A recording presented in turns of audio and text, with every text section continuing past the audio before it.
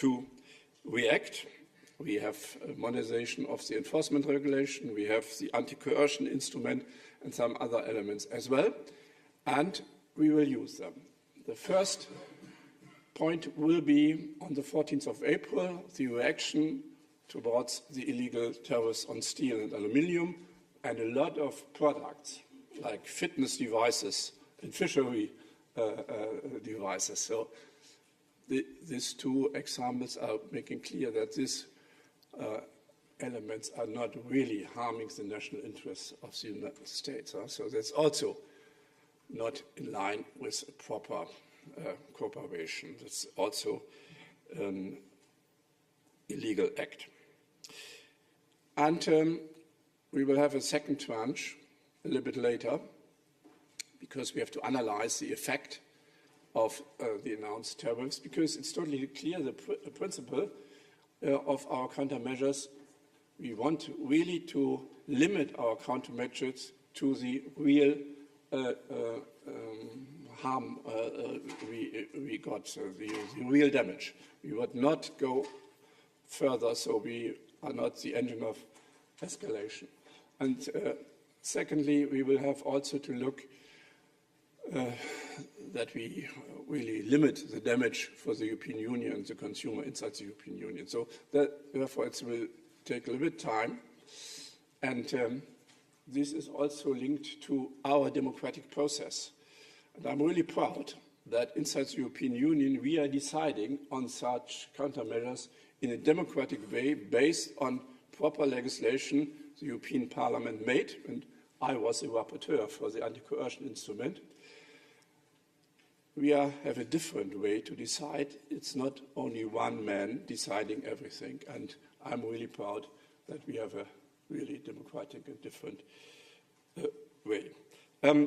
Fifthly, we will look also quite carefully to the indirect effect. We did it on the steel side, so after re-announcing 25% tariffs on steel and aluminium, we looked also to our safeguards and increased the safeguards so that we are not targeted by steel not going to the United States anymore and coming to the European market, and we will do it also towards other goods. We have to analyze this also quite carefully. And last point, as I mentioned at the beginning, we are harmed by the measures, but of course, like Indonesia, over 30% tariffs. It's a growing economy.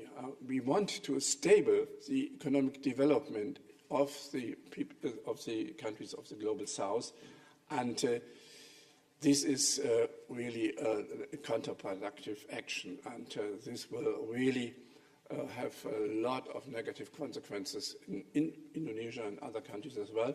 And therefore, it's totally clear that the European Union and the European Parliament will really look to increase our network of stable trade agreements with reliable partner. And I will go in 2 weeks to Indonesia.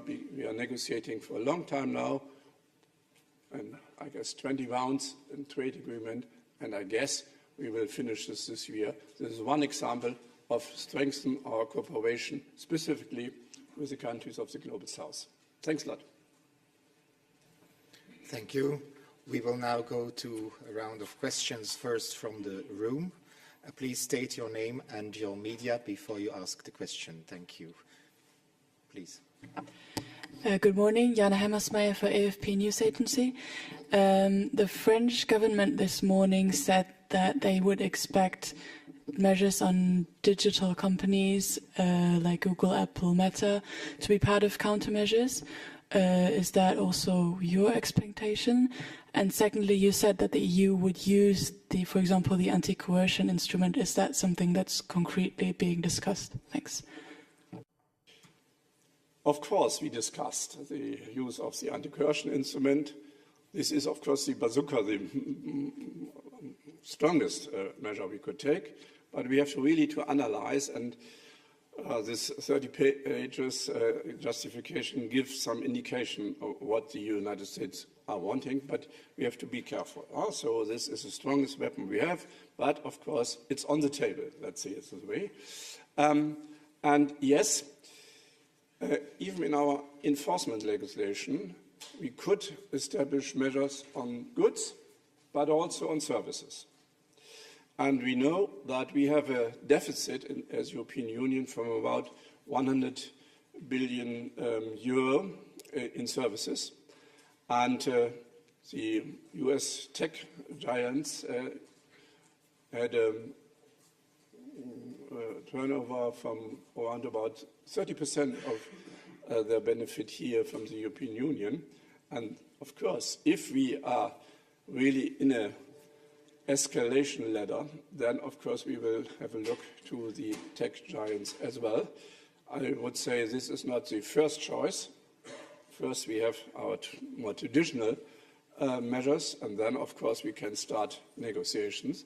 This is, by the way, also the lesson from Trump 1. Tariffs set, counter-tariffs are set, and then negotiation could start.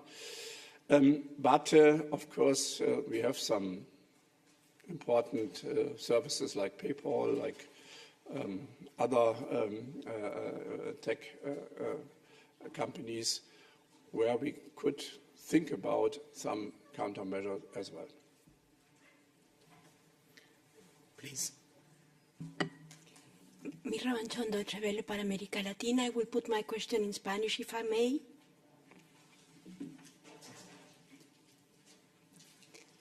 Thank you. Diputado Lange, usted ha dicho que el sur global se va a ver muy afectado por estas medidas, estas tarifas del gobierno de los Estados Unidos. Brasil es uno de los afectados en cuanto al aluminio, así como la misma Unión Europea. ¿Tienen ya preparados pasos concretos para trabajar con los socios afectados en este campo? Muchas gracias.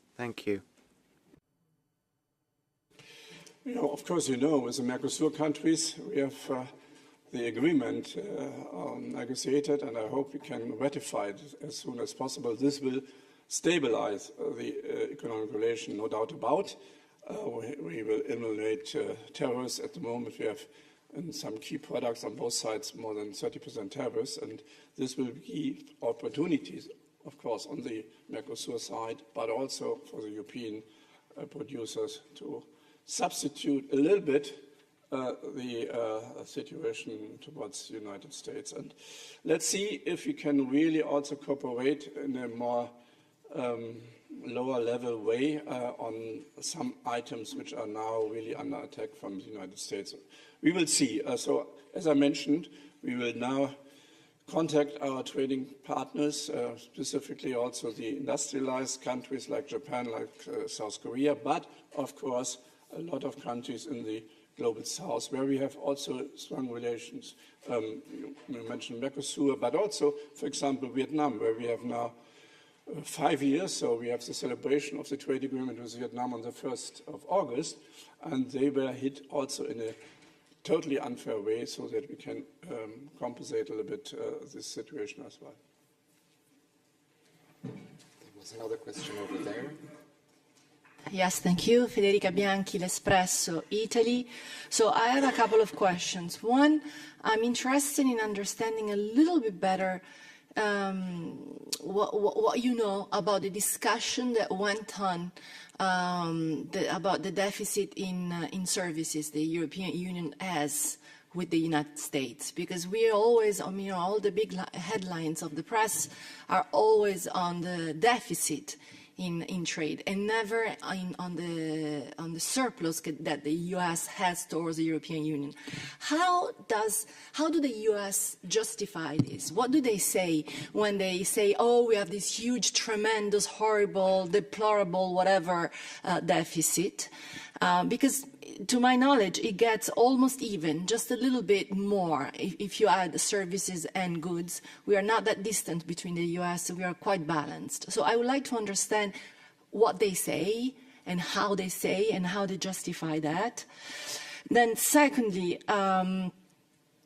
also You mentioned safeguards, just passing. Can you just go a little bit more in details in what kind of safeguards and indirect effects you're actually looking into, like naming them a little bit more in the name, and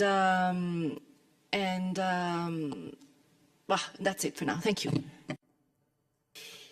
Yeah, on your first question, of course, we mention it always, that United States, have a surplus in services round about 100 billion euro. And secondly, also regarding foreign direct investment, they are also quite present inside the European Union. This is not counting in the argumentation. That's really an old-fashioned thinking that the main issue of trade is in goods. This is, of course, not the truth anymore. But personally, I'm really thinking that's really a mercantile thinking, which perhaps was working 200 years ago. But the world has changed. But this is not recognized. And in this 30 pages, you will see that mainly it is focused on goods, so that US goods or some agricultural goods are not possible to enter the European market because our strong standards for consumer protections and not allowing hormone in beef production and so on. The only elements where services is tackled is that they are saying that in our digital legislation there is an unfair situation towards US companies because they were more under the control of this legislation than European companies. That's the only part where services were mentioned. So that's the thinking of the United States. That's not wrong, not right. So the thinking of, let's say, the main people in the White House. And secondly, in the frame of WTO, you have the right, if there is an indirect effect, to establish safeguards for 8 years. And we did it under Trump 1 for steel. So we established more or less also 25% tariff on steel and some quotas for steel, which is now coming to the European market, which was before targeted to the United States, like steel from Turkey, for example, and the United Arab Emirates and so on. And we have to look what effect the new tariffs will have and which products might be falling under a safeguard as well. This is a little bit complicated, but it is possible. The main problem, of course, is that according to the WTO rules, we have only the possibility to use it for 8 years, and we will have a expiring of the safeguard for steel next year. So we have to think how to find an intelligent method to secure our steel production without harming WTO rules. Yes, please. Herr Lange, Wahlport ZDF.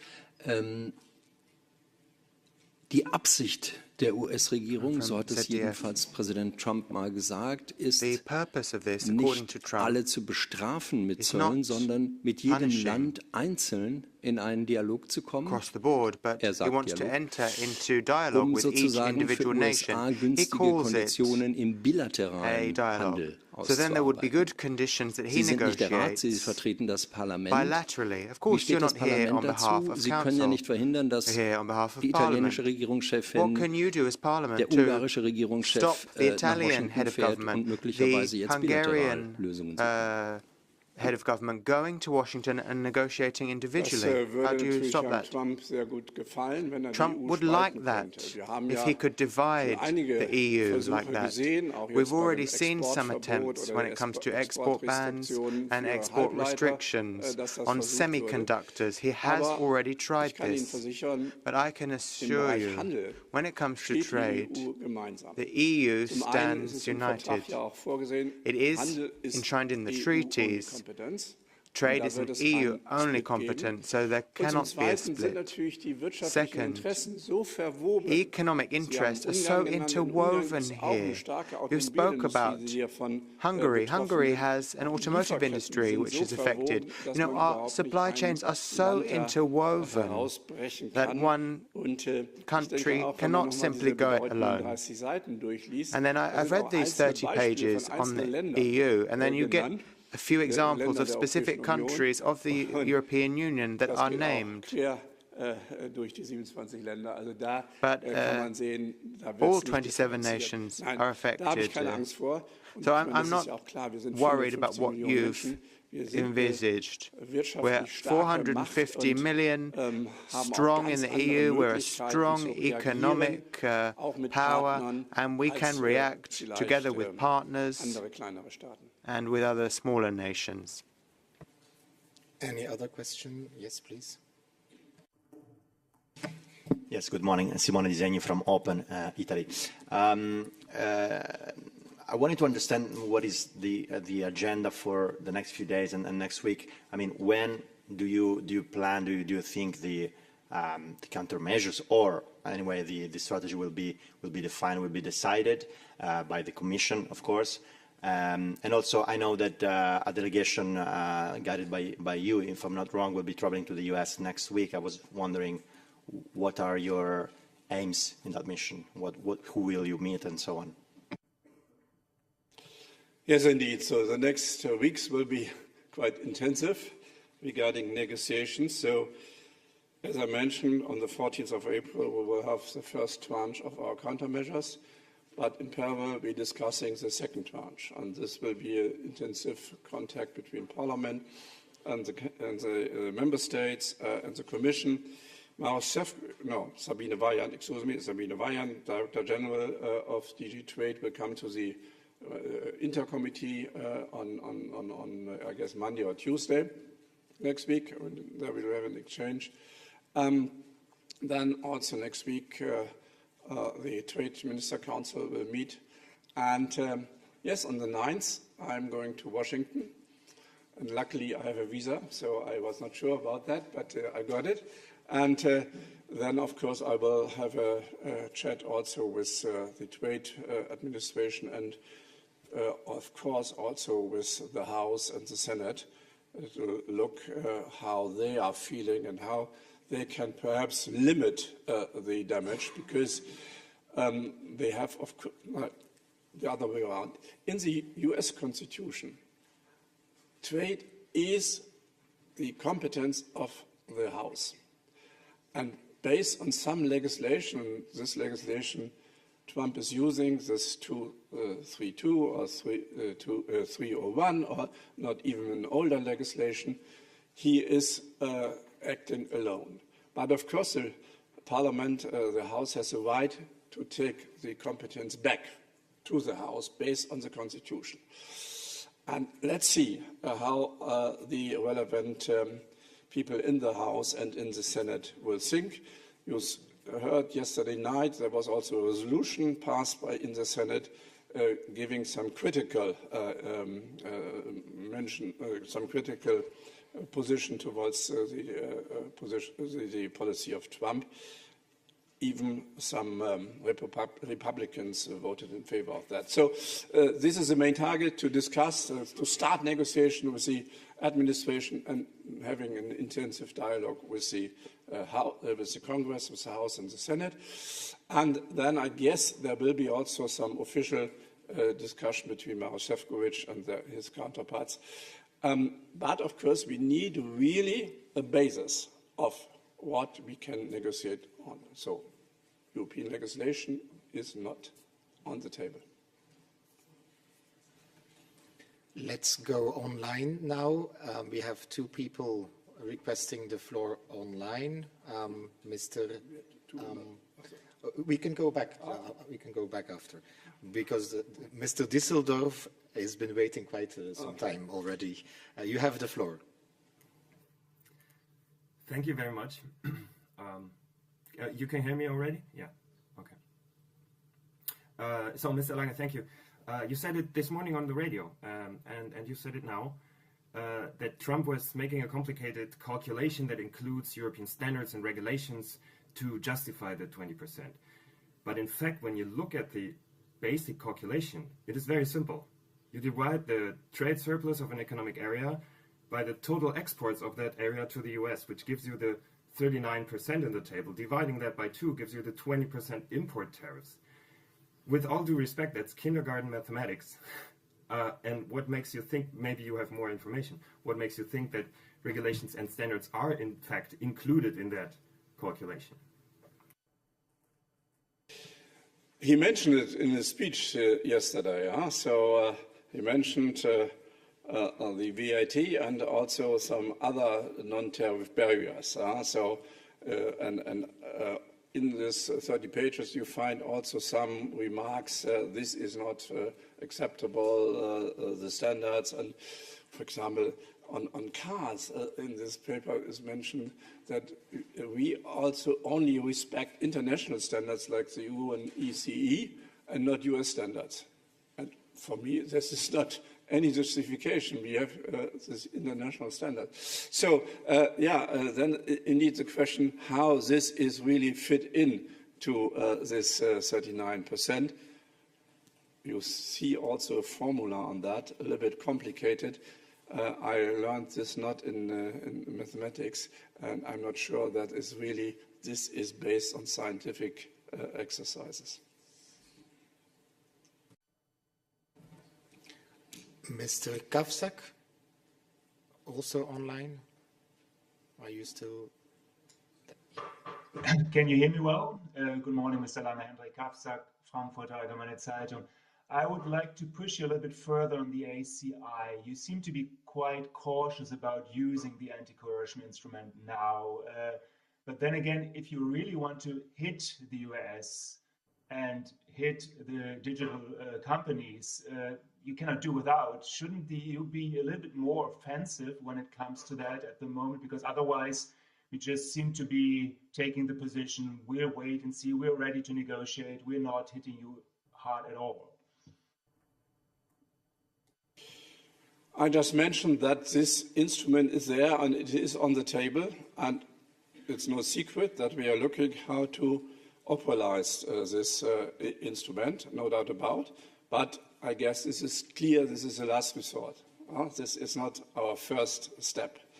And we want to find a solution in negotiation, because using the ACI, this would be really a hard escalation. And this is totally not in the interest of the people. And therefore, last resort, but we have it. And this should be calculated by everybody. Mrs. Rankin, also online.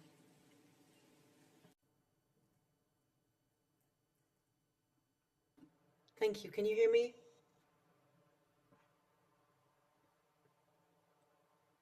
Hello, can you hear me? Yes. Oh, I'm okay. I'm sorry. Apologies. Jennifer Rankin from The Guardian. And in fact, it was also a question about the ACI.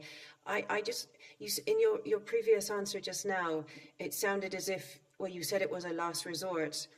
But so at the moment, is it the case you don't think the EU should turn to this instrument, despite that 30-page document you mentioned, despite all the criticism of EU legislation? Is this not the moment, given that the Trump administration has EU legislation in its sights?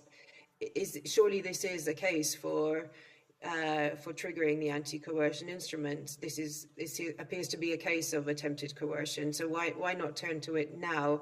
And what's the point that you think the EU would have to turn to the last resort? No, we will now analyze the effect of the announced tariffs quite carefully, and then having this second tranche. And as I mentioned, there are a lot of possibilities to use our enforcement regulation. And if also regarding the next weeks, it will be clear that there will be economic coercive pressure, then of course we will start the process as well. And this process is a little more lengthy, because we have to really investigate the case and make a clear distinction between other elements and coercive pressure. Then, of course, we want to also negotiate, because negotiation is better than using the gun. And then it has to be implemented. So it's a little bit more lengthy than the normal enforcement regulation. But I guess it's acceptable, because we want to be serious. And we want to be also in the framework of WTO. We want not just tick for tack because we are strong and we could do it. No, we want to be serious, and we are defending the multilateral trading order. And this is also relevant for the using of the ACI. And therefore, perhaps I'm from the north of Germany, and we are also a little bit more relaxed and not so emotional. And therefore, we are looking really carefully what's going on and define our proper reaction on that. There were some more questions from the room. We will take some together because we have another press conference in 10 minutes. So we can stay briefly if you can, please. Edith de Vries from the Netherlands. I want you to elaborate on what you said this morning in your press release. The tariffs of the US you call unjustified, illegal and disproportional. But if Europe also uses tariffs against the Americans, is it then legal, legitimate and proportional? What's the difference between American tariffs and European countermeasures like tariffs? And then over there. Yes, thank you, Danielle Weber with the Luxembourg Public Radio. Ich werde mal eine Frage auf Deutsch stellen. Herr Lange, Sie haben, und das hat auch Kommissionspräsidentin Ursula von der Leyen heute Morgen gemacht, und es wird schon wiederholt gesagt, dass alle Instrumente der EU auf dem Tisch sind. Das hat aber bisher wenig Eindruck auf der Gegenseite gemacht. Deswegen meine Frage, wie geht denn die EU jetzt in diese Verhandlungen rein? Mit welchen neuen Elementen kann die EU denn hier auftreten und doch versuchen, die Gegenseite noch zu überzeugen? Das ist von außen jetzt so ein bisschen schwer nachzuvollziehen. From the outside, it seems difficult to comprehend. We are building our countermeasures on a proper legislation which is in line with WTO rules. That's crucial, and this is in the United States totally not the case. They are really putting the axe towards the multilateral ruling system. That's really important.